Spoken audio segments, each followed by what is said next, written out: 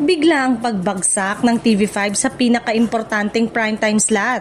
Kung single channel rating ang pagbabasehan, kapansin-pansin ang biglaang pagbagsak ng TV5 sa pinaka-importanting primetime slot.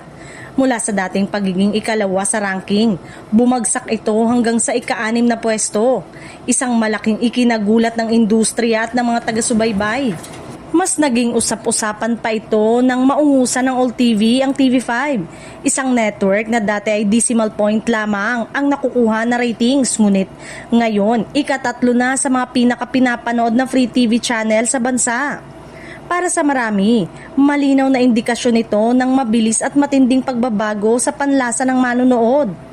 Hindi rin nakaligtas sa mata ng mga taga-masid ang katotohanang mas mataas pa ang ranking ng Kapamilya Channel ng ABS-CBN. Kahit isa lamang itong cable o pay TV channel kumpara sa TV5 na isang free-to-air network. Sa prime time, kung saan pinakamabigat ang kompetisyon, tila mas pinipili ng mga viewers ang subok na nilalaman kaysa sa basta bagong line-up. Dahil dito, umuugo ngayon ang tanong ng netizen, may pag-asa pa bang makabangon ng TV5? O matagal-tagal pa ba itong magdurusa bunga ng naging desisyon nitong tanggalin ng mga kapamilya program na matagal ding humatak ng mataas na ratings at solid na audience?